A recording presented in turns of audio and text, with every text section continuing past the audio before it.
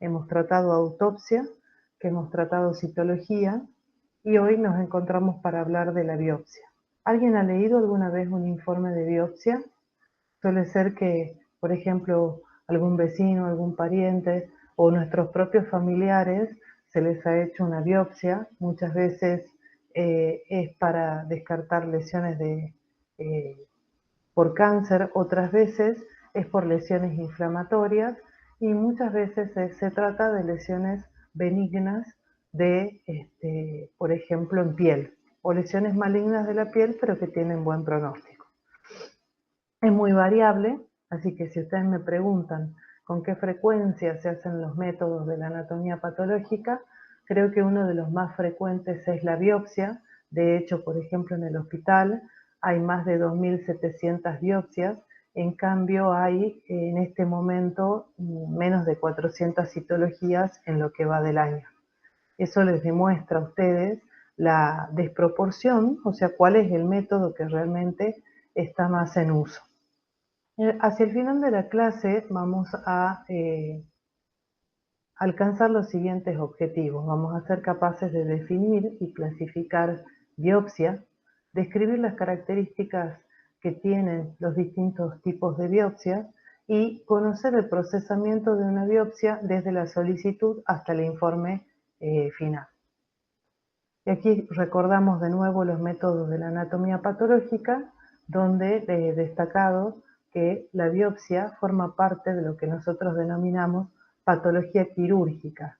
Así como, por ejemplo, ustedes tienen patología post-mortem para definir dentro de ese gran grupo autopsias, y la citología se denomina citopatología, a diferencia de los otros términos que tienen antes la palabra patología. ¿Y qué es la biopsia? Es un método anatomopatológico que estudia los tejidos procedientes de pacientes vivos, con fines diagnósticos, pronósticos y de seguimiento. Y aunque seamos pocos aquí en el set, les quería contar que ese cuadernillo que circula entre ustedes, no sé si tienen mal la definición de biopsia o ustedes hacen una mala interpretación, no son tejidos vivos, sino tejidos procedientes u obtenidos de pacientes vivos, que tienen la finalidad diagnóstica, pronóstica y de seguimiento. Se ve que para mí también son las 7:48 porque no podías decir que los tejidos proceden de los pacientes vivos. Esto es muy importante porque la diferencia con patología post-mortem es que justamente el paciente ya ha fallecido y la citología puede ser tanto realizada en los pacientes que se encuentran vivos o en pacientes que han fallecido.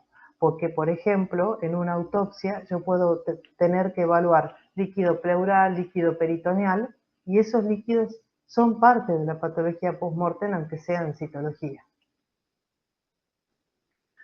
Acá está la primera gran clasificación de las biopsias. En estos grupos están divididas.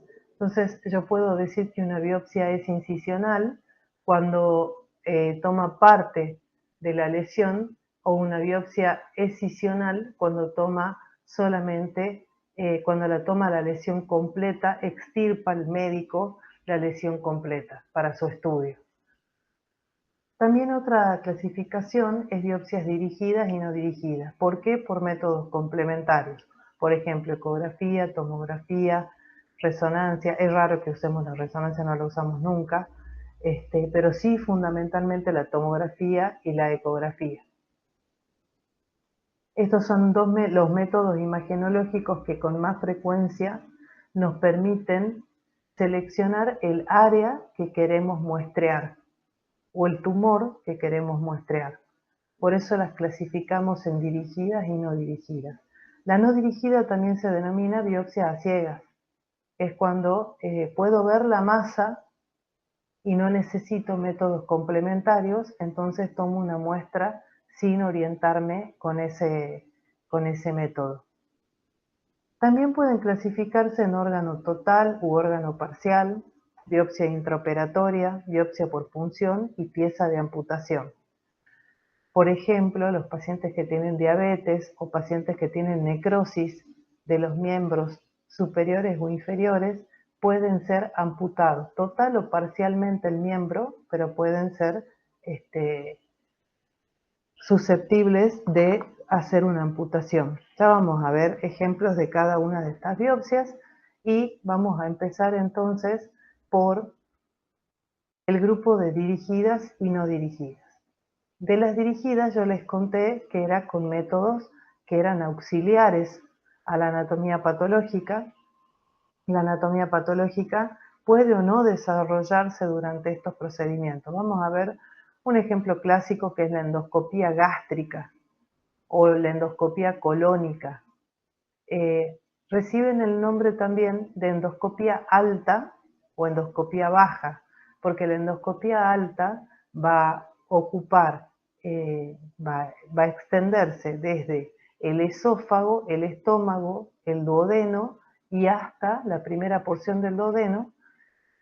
Esa es la que denominamos alta, y la endoscopia baja es la que ingresa en cambio por el ano hacia el recto y abarca el marco colónico completo. Entonces, en base a este procedimiento, por ejemplo, la endoscopía alta o baja, se generan muestras que son milimétricas porque se sacan con una pinza sacabocado que a lo sumo va a tomar una muestra de entre 3 a 5 milímetros de tamaño mayor. La biopsia colposcópica es aquella en la que se visualiza directamente el cuello del útero, usa un aparato también que se denomina colposcopio y usando técnicas de Schiller y de Lugol, coloreamos el cuello del útero y tomamos muestras de aquellas lesiones que o se colorean o no colorean con las diferentes técnicas que ya les voy a mostrar también. La dermatoscopía es también una técnica auxiliar, es una lente de aumento que permite ver las características de las lesiones. Eso se llama visualización dermatoscópica. Permite al dermatólogo tomar decisiones no solo antes de al ver la lesión, sino cuando está seleccionando la zona de muestreo que quiere biopsiar.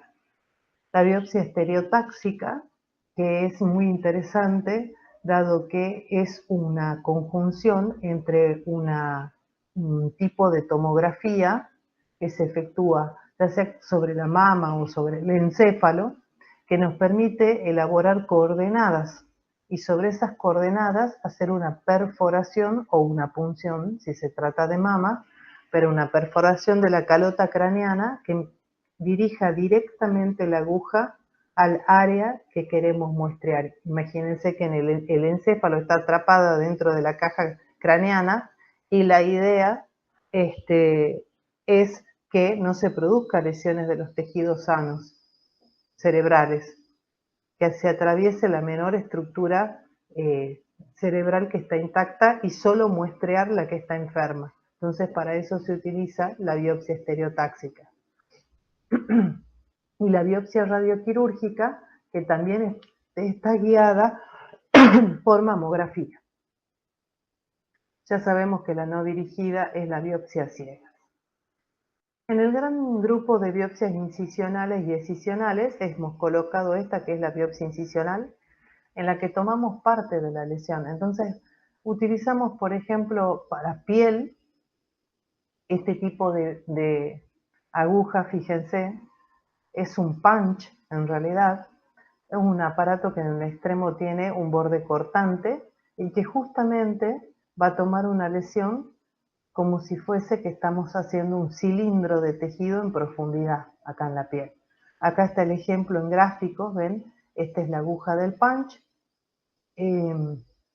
Aquí está tomando la muestra, vamos a subir esto para que se vea bien, está tomando la muestra cortando el tejido y luego se corta la base con una tijera que acompaña y simplemente se obtiene este cilindro de tejido que el patólogo va a incluir en forma completa para su visualización en el microscopio. Entonces, el punch es una lesión que muestrea la piel en profundidad. ¿Se imaginan para qué se podría muestrear? O lesiones focales o lesiones extensivas, pero en general se usa para esas lesiones extensas o difusas de la piel. ¿Qué podría entrar en un punch? Bueno, depende del tamaño de la aguja. La de mayor calibre es 5 milímetros. O sea que si ustedes tuvieran un nevus o una lesión pigmentada de menos de 5 milímetros que sea incluida completa en el punch, entonces a veces puede hacerse esta técnica. Pero en general se usa para patologías difusas cuando queremos dar un diagnóstico para ese paciente y necesitamos también todas las capas de la piel representadas. En la biopsia excisional es cuando la pretensión del médico que está tratando es de extirpar completamente toda la lesión.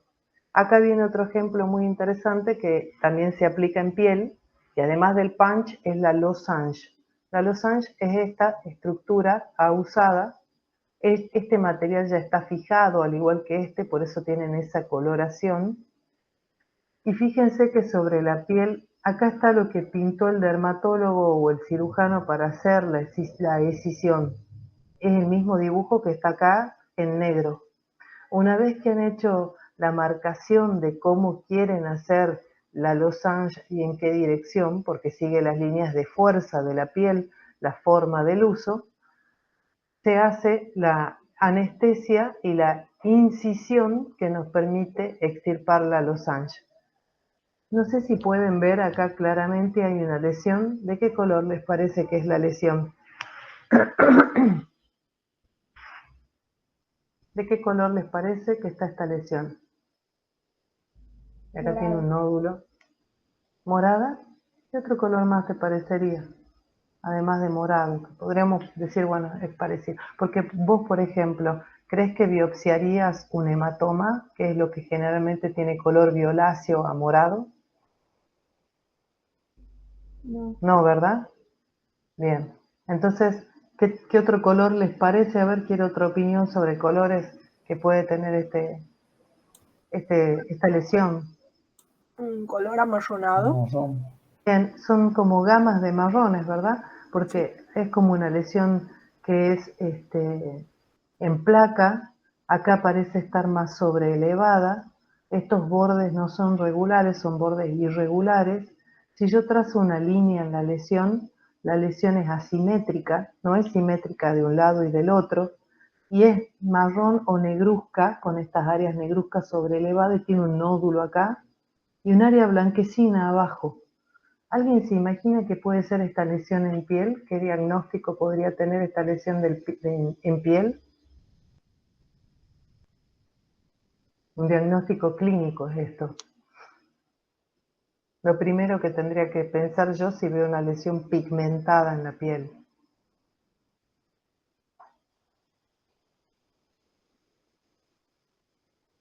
¿Qué lesión puede ser pigmentada en la piel que requiera análisis para su extirpación y análisis? Adelante. ¿Puede ser un lunar? ¿Vos crees que te extirparían un lunar con semejante cantidad de piel sana rodeando? Sí. Un nevus melanocítico.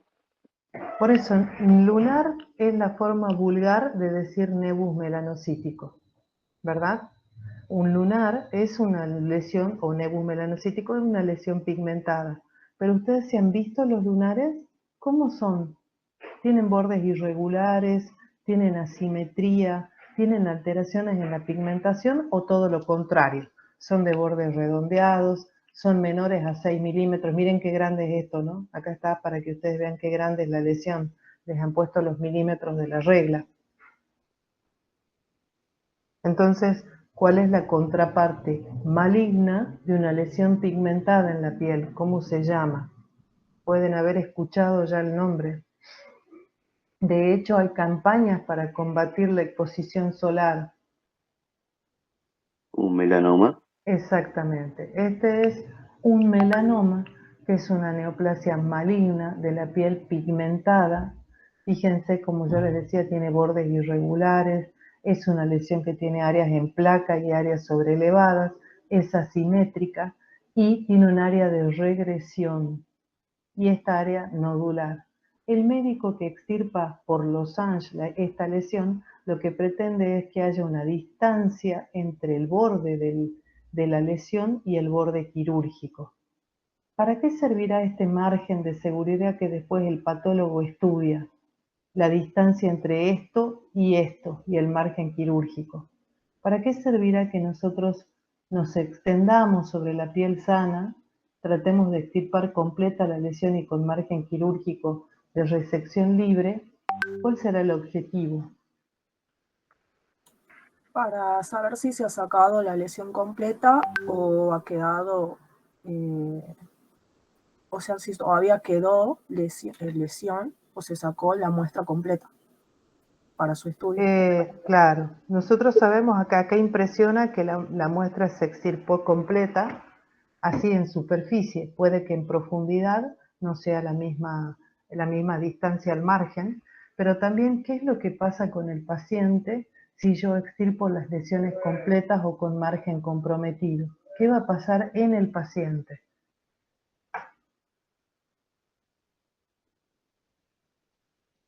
¿Qué va a pasar en un paciente si yo extirpo una lesión incompleta? En la piel, por ejemplo. ¿Va a resurgir? Va a recaer. Vamos a usar ahora nuevas palabras. Va a recaer la neoplasia y entonces se va a desarrollar nuevamente en el mismo sitio. Entonces, la escisión, la biopsia escisional, tiene por objetivo la extirpación completa de la lesión evitando las recaídas. Puede suceder que recaiga por otras razones, que recidive la neoplasia, pero el objetivo es que no lo hiciera. Fíjense en cambio en esta extirpación, en esta escisión, ¿qué notan? Miren la lesión. Vamos a seguir el área blanquecina, ¿verdad? Porque esta es la piel normal. ¿La ven a la piel normal? ¿Cómo el cursor la atraviesa la piel normal? ¿Ven acá el cursor o no? Sí, sí se ve. Ven, esta es piel normal, fijada con formol. ¿Y esto qué es? Todo es lesión. ¿Y qué les parece acá de la piel esta? Está absolutamente y completamente del lado izquierdo como alterada, ¿verdad? ¿La ven igual a esta que a esta? Inclusive acá el médico hizo, cirujano, una ampliación que la ha unido con un hilo de sutura para que ustedes vean. ¿Y cómo les impresiona esta lesión? ¿Qué es lo que tiene acá en el centro?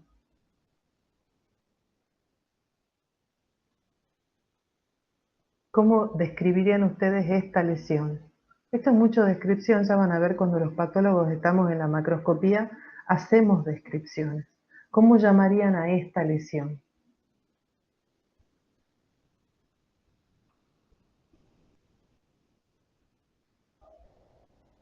¿Qué les parece que tiene acá el paciente? Puede ser una lesión ulcerada. O sea que la neoplasia se ha ulcerado la piel. Y esto es muy importante porque, por ejemplo, si esto fuese un tumor de mama, donde ustedes ya no pueden distinguir ni siquiera la areola y el pezón, no es un tumor de mama, no importa, pero si esto fuese una mama y el tumor ha infiltrado ya la piel y la ha ulcerado, es un estadio avanzado, un estadio 4 de cáncer de mama. Entonces, en las descripciones macroscópicas debemos estar muy atentos, no solo para describirlo, sino que yo probablemente tenga que dar un taco de muestreo acá, tomar material de acá para demostrar en la microscopía que el tumor comprometió la piel de la mama. Los patólogos usamos protocolos de descripción. Todo está estandarizado. Todo lo que hacemos está completa y absolutamente estandarizado. Y esto se los digo porque nosotros no inventamos sobre la marcha qué es lo que tenemos que hacer con una pieza quirúrgica. Está tan reglado y automatizado que siempre repetimos los mismos procesos de la misma vez. Así, de la misma manera, de la misma forma. Muy bien. Entonces, vamos a ver otro tipo de biopsia que les comentaba, el otro grupo de biopsias, que es la biopsia de órgano.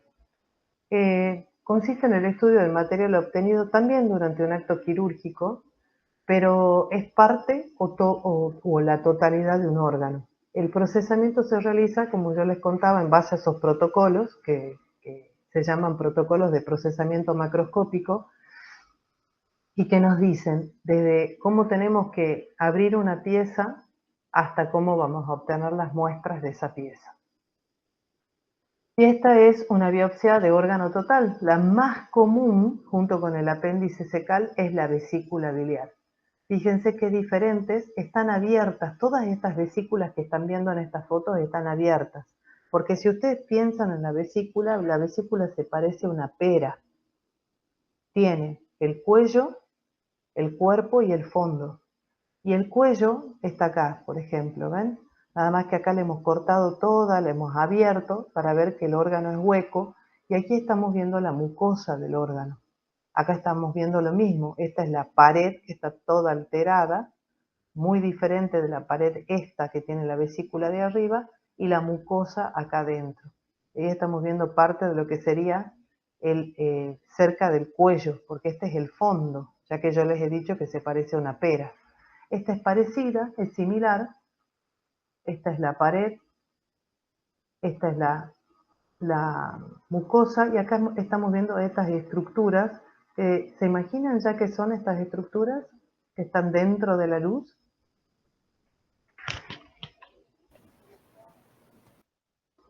¿Qué serán estas estructuras que son como cálcicas, como piedras? Cálculos. Exactamente, son los cálculos.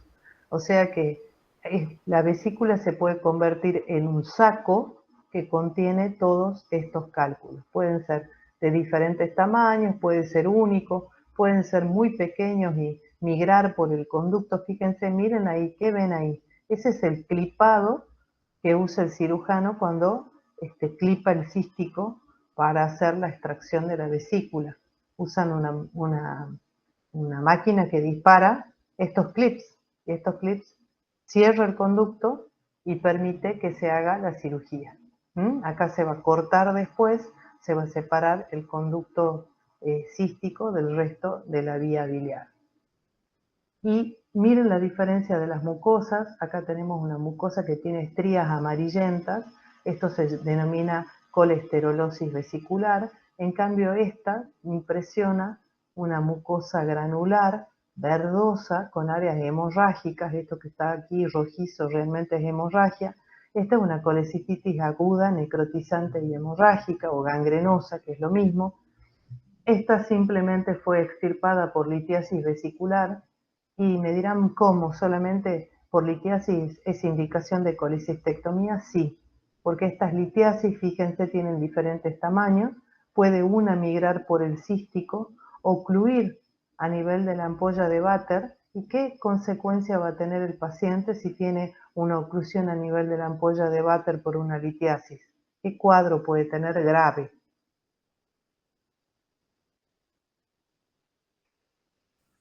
Pancreatitis puede ser. Exactamente, va a desarrollar un cuadro de pancreatitis. Y este cuadro no tiene edad, o sea, puede haber pacientes jóvenes que tengan litiasis vesicular, migre la litiasis, hace un cuadro de pancreatitis el paciente y puede fallecer por esta causa. De manera que desde la salud pública es preferible intervenir sobre la vesícula litiásica que sobre una pancreatitis complicada. ¿Es así o no? ¿Ustedes saben qué significa tener un cuadro de pancreatitis? Es la necrosis del páncreas y de la grasa peripancreática. Es un cuadro agudo y grave. Acá tenemos otro ejemplo macroscópico de una mucosa que se ve atrófica. Ha perdido todos los pliegues, ha perdido toda la característica normal. ¿Y cómo se ve una vesícula normal si estas cuatro son patológicas? No sé si alguna vez han visto el terciopelo. Si han visto terciopelo van a entender cómo se ve una mucosa verde aterciopelada. Es una mucosa que en vez de tener estas estrías amarillentas es verdosa por color de la bilis. Es rosada y verdosa por... Ya lo van a ver en la macroscopía porque vamos a rotar por los laboratorios y vamos a hacer estudios macroscópicos y vamos a poder ver las piezas quirúrgicas que recibimos los patólogos e interpretar qué hacemos con ellas. Esta es una macroscopía muy particular porque en vez de estar en su eje longitudinal, está acostada para nosotros. Es un útero, entonces no está en la posición habitual, pero se lo he puesto así para que ustedes lo interpreten mejor y me parece que no está bien colocada la macrofotografía, pero este es el cuello del útero. Esto se llama histerectomía simple, o sea que a la paciente solo se le extirpó el útero. En el procesamiento lo que ustedes están viendo es que se cortó a lo largo de su eje longitudinal, entonces esta es la cavidad endocervical y esta es la cavidad endometrial, pero está ocupada por esta formación nodular. Y en el miometrio vemos esta gran formación sólida, nodular, arremolinada. Ustedes ven que van bandas de tejido blanquecino y vienen. Y acá hay otra, pero mucho más pequeña. ¿Se les ocurre, porque deben haber escuchado, cómo se llama este tumor benigno del útero? Sería un leiomioma. Exactamente, es una proliferación neoplásica benigna que se denomina leiomioma uterino. Leiomioma uterino. Entonces, el leiomioma uterino se ubica dentro del espesor del músculo, o sea, dentro del miometrio, puede ser submucoso, o sea, empuja el endometrio, como este. ¿Qué cuadro clínico puede haber tenido la paciente si el tumor empuja el endometrio? Porque es submucoso. Este es intramural, este es submucoso y este es subseroso. Esta es la serosa uterina, ¿ven? Entonces tienen las tres ubicaciones, por eso es que esta foto todavía la dejamos para mostrarles las tres posiciones que podría tener un leiomioma: subseroso, intramuscular o submucoso. ¿Por qué puede haber consultado a la paciente con estas lesiones? Esto es enorme, ¿no? Les cuento. Debe tener 11 centímetros, 12 centímetros aproximadamente, aunque no tengamos regla. Y este debe tener unos 3, 4 centímetros. Este es pequeño, en cambio, debe tener 1 centímetro aproximadamente. ¿Qué les parece? Ya que han hecho señalogía, ¿cuáles serán las características de estas neoplasias? Sobre todo cuando empuja la mucosa endometrial. ¿Qué cuadro puede haber consultado la paciente? Ginecorragia. Exactamente. Más que ginecorragia,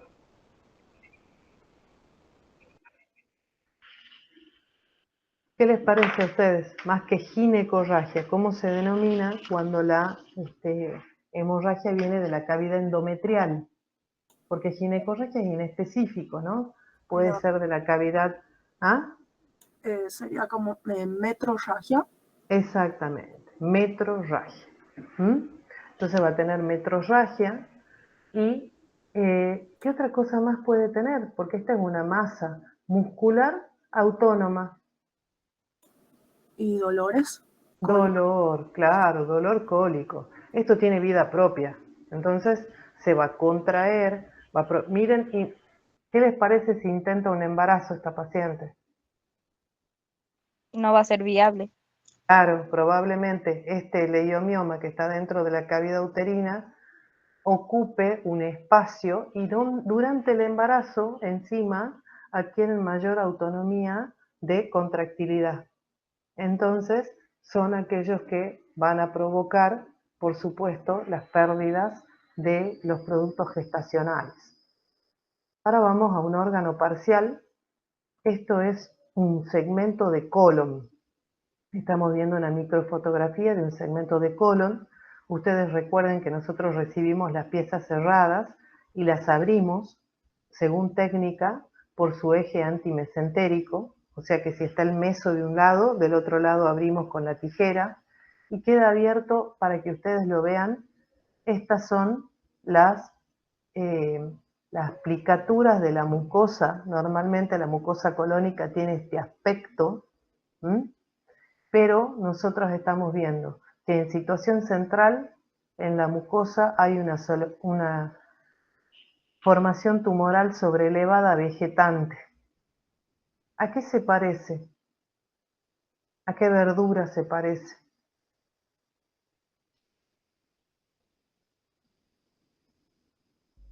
como brócoli. Al brócoli o al coliflor, ¿te gusta más? Porque me parece que el brócoli hasta es un poco menos lobulado.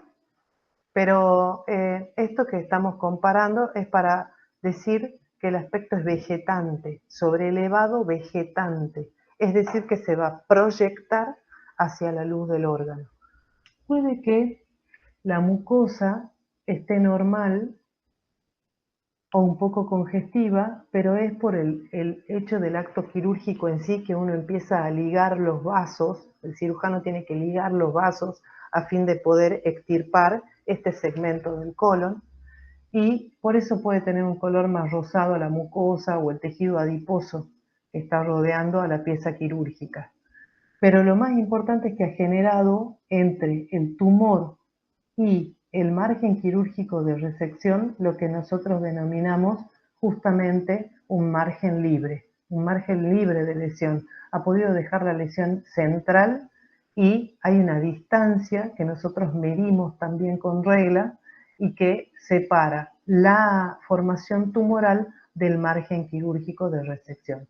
Hay veces que esto no es posible de hacer así, y muchas veces la lesión está muy próxima al margen quirúrgico o contacta con el margen quirúrgico, sobre todo cuando el tejido así lo impide que hagamos resecciones oncológicas tan perfectas. Y, por ejemplo, ¿en qué sector del intestino puede suceder esto? Pasa mucho en el recto. Ustedes saben que el recto tiene una porción fija y una porción móvil. La móvil está recubierta por serosa, la fija no. Entonces las resecciones más difíciles de hacer oncológicas, cuando la neoplasia ya infiltra el espesor de la pared, es justamente el carcinoma del recto. Por eso siempre la evolución y el pronóstico va a ser más compleja que para las neoplasias que tienen menor grado de infiltración de la pared. Y aquí está la microfotografía, donde ustedes están viendo que esta lesión, que puede haber sido benigna de inicio, ¿saben cómo se llaman las lesiones benignas del colon? Las neoplasias benignas, que son lesiones precursoras para el cáncer de colon.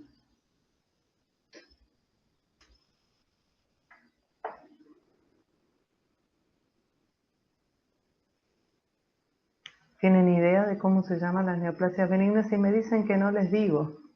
Lo importante es que si podemos jugar a que ustedes hablen, acuérdense que no los veo, no veo el nombre, no sé quién se equivoca. Aquí nadie se equivoca. Acá lo que hacemos es hablar para poder aportar. ¿Alguien reconoce cómo se denomina la lesión benigna que está en la mucosa del colon? ¿El pólipo? Claro, el pólipo, ya vamos a aprender ahora en el cursado, que los pólipos se llaman a las expresiones macroscópicas nada más. Pólipo puede haber de diferentes tipos, pero el pólipo adenomatoso o adenoma es el que va a dar lugar al adenocarcinoma. Y acá están viendo cómo la mucosa está alterada, había un adenoma y aquí se desarrolló el adenocarcinoma. Si este paciente se hubiese hecho una endoscopía antes de que la lesión adquiera características de crecimiento neoplásico maligno, ese paciente se le reseca el adenoma y está curado. En cambio, esto ya ha necesitado una resección quirúrgica oncológica. Esa es una biopsia de órgano parcial, porque el resto del colon va a permanecer en el paciente. Bueno, entonces ahora vamos a las biopsias dirigidas. Yo les he puesto endoscópica, colposcópica, estereotáxica, radioquirúrgica. La endoscópica es la que usa, por supuesto, el endoscopio y generalmente obtiene material en órganos huecos. Entonces, por ejemplo, tenemos el tubo digestivo, el árbol respiratorio, las vías urinarias o las cavidades como la pleura, el pericardio y la cavidad peritoneal. Entonces, cuando entramos al tubo digestivo se llama endoscopía colónica o colonoscopía, endoscopía digestiva alta, como les contaba recién. Cuando está en el árbol respiratorio es fibrobroncoscopía. Para la vía urinaria puede llamarse citoscopía. En la pleura, pleuroscopía o pleuroscopio, el pericardio es el mismo aparato, así que simplemente ingresa al pericardio, y cuando hablamos de la abdominal es laparoscopio. O sea, eso, todo lo que yo acabo de nombrar son los aparatos que acompañan al proceso de evaluación de los órganos o cavidades. Si vamos a dar unos ejemplos, por ejemplo, esta formación polipoide, como bien decían ustedes, sobreelevada, que está en el tubo digestivo alto. Ya habíamos visto que era esófago, estómago y hasta la primera porción del duodeno, y que uno puede ver que se trata de patología netamente inflamatoria, no es un verdadero pólipo, sino un pseudopólipo de la mucosa. Hay diferentes formas de nombrar estas estructuras. Hay toda una clasificación de los japoneses que los gastroenterólogos manejan para hablar de, perdón, les quería mostrar, miren, esta es la pinza en pico de pato o sacabocado, que va a morder y que va a traer hasta el exterior las pequeñas muestras que se obtengan de esta lesión. Y este es el producto que obtiene el patólogo de la inclusión de estas lesiones, una biopsia. Pero recuerden ustedes que esto es milimétrico, o sea que es entre 3 y 5 milímetros cada mordida de esta pinza. Lo mismo pasa para el cuello uterino. Este aparato que está acá se llama colposcopio, emite un rayo de luz, tiene que estar puesto el espéculo, y ahí estamos visualizando el cuello del útero. Yo les mostré ayer cómo se veía un cuello del útero desde abajo. Necesitamos exponer a las lesiones con ácido acético que se pongan blancas para hacer un muestreo de las lesiones que queremos biopsiar. También introduzco una pinza pico de pato y tomo la muestra del cuello uterino cuando veo alteraciones que sean necesario muestrear. Cuando hablamos de biopsia estereotáxica, yo les dije que esto es maravilloso, es como un mundo maravilloso de cálculos matemáticos. El aparato que guía todo este proceso o es el mamógrafo o es un tomógrafo especial. Fíjense este aparato, lo que significa para el ser humano hacer un muestreo exacto de la zona en donde está el tumor, sin lesionar estructuras que estén suprayacentes a la toma de muestra. Por supuesto, hay veces que los tumores del sistema nervioso son muy difíciles o imposibles de muestrear cuando están alrededor de estructuras vitales, así que este aparato ha venido a solucionar muchísimas de estas cuestiones. Esta pistola que va a disparar y va a tomar una muestra del sitio de la lesión exacto, toma estas pequeñas muestras que el patólogo después incluye, procesa y diagnostica. Y aquí en este caso la paciente, la mama cae péndula a través de la camilla, y lo que se hace también es disparar, ahí está haciendo disparos con una pistola sobre el tejido mamario, también haciendo una ubicación exacta del sitio de lesión. Se usa sobre todo para lesiones no palpables que están asociadas a microcalcificaciones. Ya vamos a ver todo esto que estoy hablando también un poco más adelante cuando veamos cáncer de mama. Y este disparo que se va a hacer sobre las lesiones, inclusive va a conseguir extirpar todas las lesiones, porque corta y aspira a la vez que va muestreando el área que está con lesión. El producto final de una biopsia por punción dirigida de mama o biopsia Corr-Mammottom son todos estos cilindros de tejido que se acomodan uno al lado del otro para que todos queden representados después en el portaobjetos. ¿Y cómo sabemos nosotros que realmente muestrearon las áreas de microcalcificaciones? Se le puede hacer una mamografía a la pieza y fíjense, aquí están los cilindros con las microcalcificaciones que nosotros esperábamos extirpar. Como las lesiones se asocian a las microcalcificaciones, el tenerlas presentes en el tejido nos garantiza que estamos estudiando lo que queremos estudiar. Como es difícil que una paciente que no tiene obra social acceda a la biopsia radioquirúrgica, y esto ya se trata de acceso también a la salud, nosotros podemos hacer otro tipo de biopsia para muestrear lesiones no palpables en la glándula mamaria que se llama biopsia radioquirúrgica. Ustedes imagínense que también tenemos un tumor no palpable o muy pequeño y áreas de microcalcificación para ubicarlas en el quirófano en una mama. ¿Cómo hacer para ubicar esas lesiones si la glándula mamaria es fundamentalmente tejido adiposo? Es imposible. Entonces hay que marcar antes de entrar a quirófano. Es como que ustedes deciden, antes de hacer el procedimiento, decidir dónde van a ejecutar esa acción de extirpación. El día anterior a hacer la biopsia radioquirúrgica, que la paciente ingrese al quirófano, se cita a la paciente para hacer la marcación. ¿Cómo hacemos entonces con la marcación? Acá tenemos el ejemplo. La citamos a la paciente que tiene ese grupo de microcalcificaciones agrupadas sospechosas de lesión. Hacemos un estudio mamográfico y ubicamos el sitio y lo marcamos con una lanza, que es este material de metal, o también lo podemos ubicar con un colorante. Podemos inyectar carbón. Miren, esto que están viendo acá abajo es el carbón que quedó incluido dentro de la mama, o podemos inyectar otra sustancia, pero generalmente es carbón. Ahí está haciendo la inyección de carbón y miren, estamos dentro del mamógrafo, o sea, el médico ahí hizo la mamografía, ubicó las microcalcificaciones y ahora está inyectando el carbón. Y al ingresar al quirófano al día siguiente, porque esto es el día anterior y a continuación ella va a ingresar a quirófano, se va a extirpar el área de la mama que tiene el carbón adentro.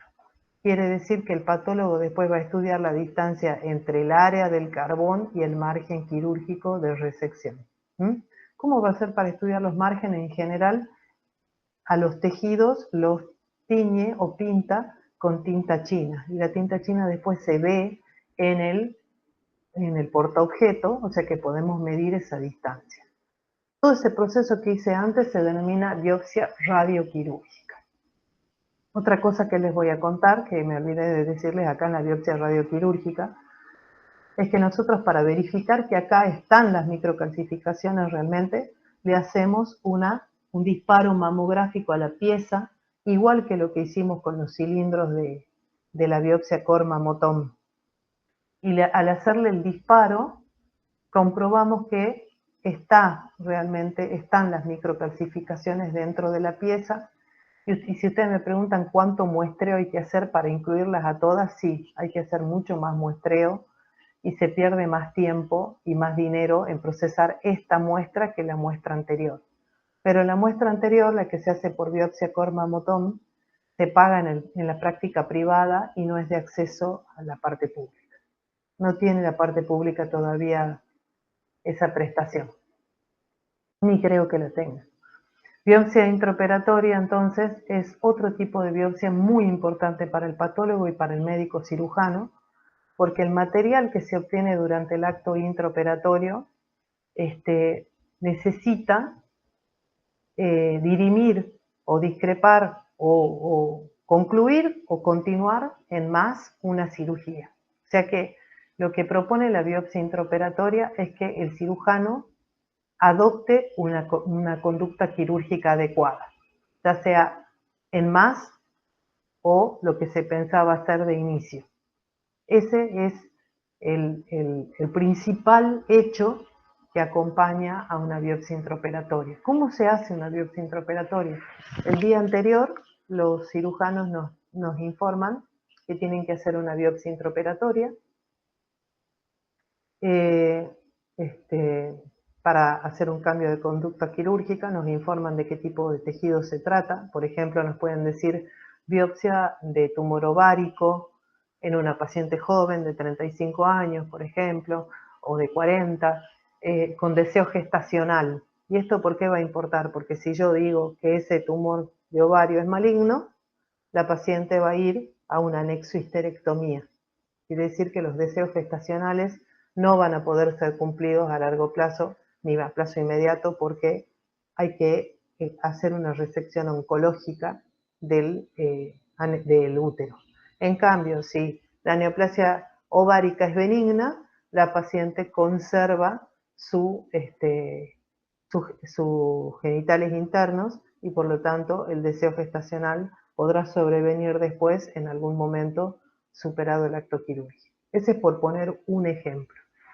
Entonces, requiere un instrumental propio del servicio de anatomía patológica. Acá está el crióstato. Lo que hacemos en estas pequeñas platinas es poner un fragmento de material que queremos analizar y lo ponemos en un tejido, en un material de sostén que se llama crioplast. Entonces, en el crioplast nosotros colocamos el tejido en fresco, se frisa esto, se congela, por decirlo así, a una velocidad rápida, porque llega a menos 33 grados en segundos, lo colocamos sobre esta platina y hacemos cortes como si fuesen los cortes clásicos de la biopsia, se colorea, se visualiza en el microscopio, se da un diagnóstico, según eso se continúa la cirugía o se concluye con la cirugía, y el material que quedó después en anatomía patológica se procesa normalmente, como si fuese, se fija en formol y se continúa el procesamiento habitualmente como cualquier otra biopsia. Entonces fíjense, todos estos hilos que están acá son porque el cirujano nos está marcando lo que se denomina orientación, la orientación en el paciente. Entonces, algunos serán hilos externos, otros internos, otros superior, y acá tenemos una losange de piel, lo que nos facilita interpretar también las piezas, darnos cuenta que esto es lo superficial y que esto es lo profundo, esto será superior, esto será inferior, lateral interno, lateral externo. ¿Para qué nos sirven estos hilos de reparo? Son para que después en el procesamiento de la muestra, miren ahí están cayendo los hilos de sutura entre las manos del patólogo, este es el hilo, esta es la piel y esta es la superficie, lo que está haciendo el patólogo es tocando el tumor, ubicándolo antes de procesar, lo colorea con tinta china, fíjense esto es colorear con tinta china, acá está la piel, el reparo de la piel, procesa en cortes seriados e identifica el tumor. Y lo que hace fundamentalmente, esto ya está fijado, pero lo hace en quirófano con el material en fresco, es medir la distancia entre el tumor y el margen quirúrgico. Y si el médico me dijo que este es el margen posterior, este estaría libre, perdón, el inferior este está libre, este es el superior, miren, están a una distancia más corta, pero está libre, está como a 0,5, este puede ser el interno, el externo, y el superior, el superficial no sé, pero porque no tengo piel acá para evaluar, pero si estuviese la losange de piel cortada, porque este ya es un corte para que ustedes vean que este es el tumor, y esta es la distancia entre los márgenes, todas las distancias están libres. Y yo les conté que la tinta china después se ve en el preparado histológico, y miren acá el preparado, y miren la tinta china. Entonces este es el tumor, y este es el tejido adyacente, y miren cómo podemos ver que realmente el tumor no toca la tinta china.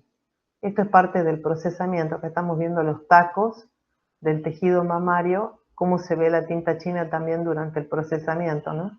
Todo el tiempo la tinta china acompaña el proceso y nos permite hablar de los márgenes quirúrgicos de resección. Y durante el acto operatorio también nos pueden pedir la evaluación de otro tipo de biopsia que se llama de ganglio centinela. Yo les conté ayer que se podían hacer improntas citológicas en el ganglio centinela. El ganglio centinela es el primer ganglio en donde drena un tumor. Se usa sobre todo para patología mamaria, para melanoma. Hay otras lesiones donde también se usa, pero es menos frecuente. Entonces se busca este ganglio y fíjense, acá está coloreado con azul, patent blue, que es lo que se inyecta en el tumor, y después desde el tumor migra al ganglio, o sea que yo la cito a la paciente el día anterior, y en la zona de la lesión del tumoral inyecto el patent blue, y después lo busco al día siguiente en el ganglio linfático. Como a veces no es tan buena esta marcación, hay otra modalidad por la cual adelante se puede poner en evidencia ganglio centinela, que no es con patent blue, sino con un radioisótopo. Entonces el radioisótopo nos permite la visualización a través de una sonda de la ubicación del ganglio, se extirpa el ganglio y el patólogo en el quirófano o lo estudia por impronta o lo puede estudiar mediante cortes intraoperatorios. Este también es un crióstato, pero es más antiguo. Ahí está mostrando cómo se está haciendo los cortes, y aquí está el material congelado incluido en esa sustancia que yo les conté que se llama crioplast.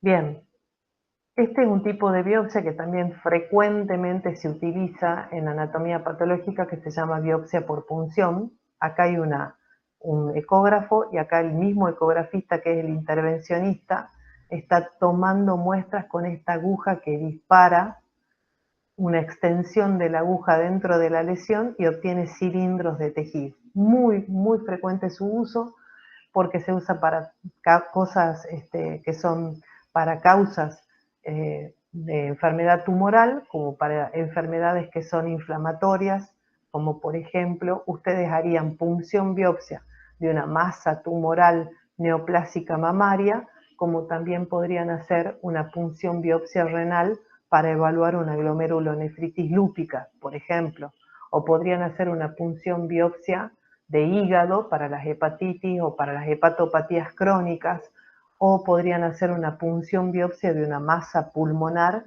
que contacte con la pleura, porque ahí, al atravesar la pleura, tendríamos menor posibilidad de que se produzca un efecto colateral por punzar pulmón. ¿Qué efecto podríamos tener por punzar pulmón? ¿Qué consecuencia podríamos tener si punzamos pulmón? Y no nos fijamos. Claro, por eso siempre tenemos que ver que la neoplasia contacte con la pleura. Y acá tenemos entonces un cilindro de tejido. Eso es lo que vamos a obtener. Y miren, acá les he puesto afecciones difusas parenquimatosas como cirrosis, glomerulopatías, le nombré otras como hepatopatías, o sólidas como un tumor. Y esto es muy interesante porque nos permite, con 5 o 6 cilindros de tejido, dar un diagnóstico previo para el paciente. Se puede hacer una quimioterapia para reducción tumoral y luego ser intervenido quirúrgicamente. Entonces, muchas de las biopsias que usamos hoy para diagnóstico son biopsias por punción. Les cuento que es ambulatoria, muchas veces o mínimamente, o requiere una mínima internación. También se hace biopsias por punción en otros sitios mucho más complejos, por ejemplo, la columna, punción biopsia ósea. No lo puse como ejemplo antes, pero acá lo tienen en la imagen. La punción biopsia de tumores óseos, de patología de las vértebras. Entonces, en vez de entrar haciendo grandes incisiones, miren todo lo que tendríamos que atravesar si hiciéramos una biopsia a cielo abierto. ¿Se dan cuenta la cantidad de capas? La piel, el tejido celular subcutáneo, el tejido muscular, abrir hasta llegar al tejido óseo y poder hacer la toma de biopsia. En cambio acá lo estamos haciendo simplemente con una aguja que, dirigida por tomografía, muestrea exactamente la lesión que quiero muestrear. Entonces, generalmente las biopsias por punción pueden ser dirigidas por ecografía o por TAC, igual que la punción aspiración con aguja fina, que es un método citológico, es dirigida por ecografía. Esta generalmente es dirigida por tomografía o citología. Estos son los cilindros que se obtienen. Miren cómo en la hemotoxilina eosina podemos ver la forma del cilindro y toda la proliferación glandular neoplásica que estamos viendo que crece en este cilindro. Esta es la biopsia ósea. Esta es la estructura ósea para que ustedes la vean. Esta es de una autopsia. Nosotros hemos cortado discos vertebrales para que podamos ver cómo se ven los discos vertebrales. Y acá tenemos un material obtenido por punción biopsia. ¿Ven las trabéculas óseas? Las trabéculas óseas, por ejemplo, en patología hemolinfoide suele usarse mucho este tipo de biopsia para estadificar la infiltración de la médula ósea por linfoma. Acá tenemos esta infiltración linfomatosa de la médula ósea. Ya estamos cerca del final. Esta es la pieza de amputación. Les he puesto diferentes ejemplos. Este es una pieza de amputación de un paciente que ha desarrollado un fenómeno isquémico a nivel del dedo. Miren acá, ¿ven? Y además tiene pérdida de tejido, ¿ven? ¿Lo pueden ver a eso? No veo claramente, sí, acá está el cuarto dedo, tiene los otros dedos preservados, pero la lesión no es solamente superficial como impresión acá, sino a esto les están dando la pauta que la lesión es mucho más profunda. Y que tanto el pie como la mano son unas estructuras anatómicas increíbles. No sé si les ha pasado cuando estudiaron anatomía lo compleja que son las manos y los pies. La cantidad de inserciones musculares, las asociaciones de los músculos a los nervios, los ligamentos, es como pequeñas maquinarias. La verdad que son increíbles las manos y los pies, pero así como son de increíbles, son de complejas cuando una lesión de este tipo, que es necrotizante y más que necrotizante tendría que decir que hay gangrena. La gangrena es una mezcla de necrosis licuefactiva y necrosis coagulativa, ya vamos a aprender qué significa eso, y el tema es que ocupa en profundidad las estructuras de la celda, rápidamente se convierte en una lesión que compromete huesos y músculo, y eso hace imposible que el paciente conserve el miembro. Entonces, lo que hacen los especialistas es determinar, probablemente hasta acá llega la gangrena. ¿Ven la diferencia entre la piel normal, aparentemente normal, y la que está alterada? Sí, sí se nota. Este es el máximo de la alteración, pero esto ha hecho que el paciente se le ampute la pierna por arriba del tobillo. Y acá tenemos otro ejemplo de amputación. Esto no es una cuestión frecuente, esto ha sido un paciente que ha ingresado con una lesión por electrocución y sufrió una gangrena con ulceración de la mano. Durante la internación el paciente, que había tocado un cable de alta tensión, sobrevive, pero la mano queda sin circulación y desarrolla esta lesión ulcerada y se decide la amputación a nivel de la muñeca. Es posible tener amputaciones de mano y brazo, sobre todo en patología neoplásica maligna, como por ejemplo los sarcomas, y ciertos trastornos vasculares. Es muy infrecuente, pero pueden ser que algunas pacientes que son lúpicas o que tienen algunas enfermedades muy particulares autoinmunes desarrollen necrosis distal de los dedos de la mano y requieran amputación. O infecciones graves, hay pacientes que se salvan, pero a expensas de perder los miembros, se le van amputando los miembros hasta que se recupera de la infección. Hay varios casos publicados en la web donde ustedes pueden ver que han sobrevivido a sepsis con amputación de todas las extremidades. Entonces, cuando nos envían parte de un miembro o la totalidad de un miembro, es lo que nosotros denominamos pieza de amputación. Le hacemos el proceso de descripción macroscópica, la descripción macroscópica, damos tacos de la lesión para que quede representada la lesión. En este caso, este paciente debe tener osteomielitis, este también debe tener lo mismo, ¿no? Osteomielitis, miositis, ulceración y abscedación de la piel y necrosis isquémica del dedo. Estudiamos el margen quirúrgico. Si esto fuese tumoral, yo tendría que estudiar si el tumor contacta o no con el margen quirúrgico de resección, y destacamos sobre todo el eje vascular damos muestra de los vasos para ver si los vasos están libres o comprometidos por lesión. En el caso de los diabéticos, vemos si los vasos de los márgenes tienen qué grado de arterioesclerosis. Y este es el mismo esquema que les mostré ayer sobre citología, cómo es recibida, procesada, diagnosticada, cómo se transforma en un informe anatomopatológico que se lleva a secretaría o se envía a través del sistema de gestión hospitalaria, cómo en la secretaría se imprime y egresa otra vez hacia el paciente. Que todo este sistema está sometido a control de calidad y de mejora, porque ¿para qué son los controles si no son para obtener mejoras? Y un hospital que se encuentra certificado en los procesos quiere decir que es capaz de entregar una práctica con calidad y garantía. nuestro servicio en el Hospital Padilla está, no en todos los procesos, pero sí en el proceso de biopsia, hemos hecho nuestra norma ISO, porque somos un servicio que aspira a tener la mayor y mejor calidad posible.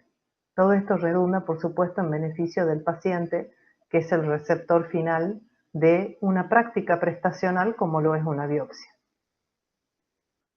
Nosotros podríamos certificar en cualquiera de los procesos, biopsia, autopsia, citología, pero bueno, requiere mucho tiempo y requiere también dinero, porque acreditar para una norma es pagar para que evaluadores externos vengan y certifiquen que nuestro proceso es el más adecuado.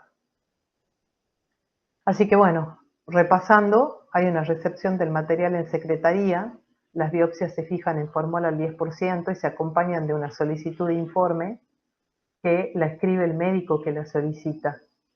La fijación siempre tiene la función de prevenir la autólisis, así que se hace en el lugar donde se toma la biopsia, con el fórmula al 10%, y la muestra tiene que tener 10 volúmenes por cada uno de muestra, 10 volúmenes de fórmula. En el servicio, una vez que ingresó la biopsia y se le otorgó el número, se va a hacer el procesamiento macroscópico protocolizado, como yo les conté, para órganos parenquimatosos, para órganos huecos, para biopsias de piel. Cada uno de los procesamientos va a ir cambiando y eso se llaman protocolos de descripción macroscópica. Una vez que se han seleccionado las muestras, que se colocan en los pequeños cassettes de inclusión, va a entrar al procesador histológico, donde pasa por pasos sucesivos en alcohol 96, acetato y silol. Son 6 pasos en alcohol, 2 en acetato y 2 son silol.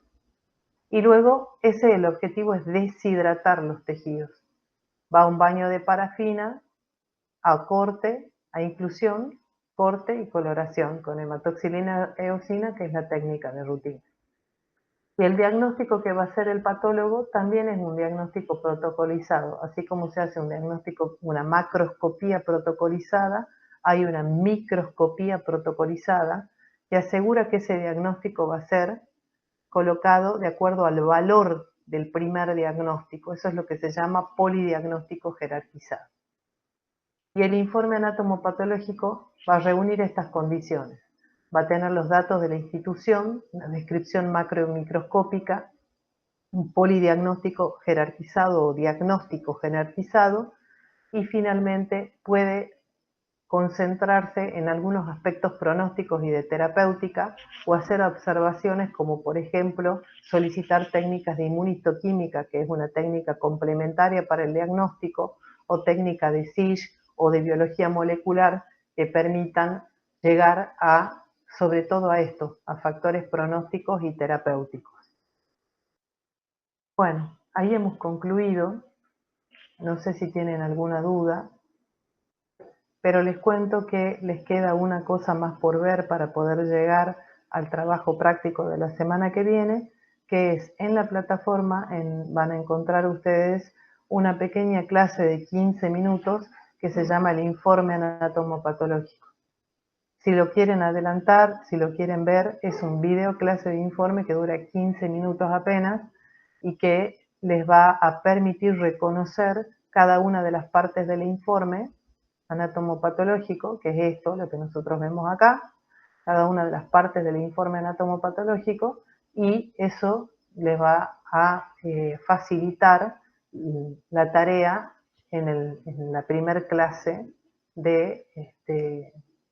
en el primer trabajo práctico con el docente. Entonces, autopsia, biopsia, citología y el informe anatomopatológico listos para el primer trabajo práctico. ¿Mm? Muy bien. Ok.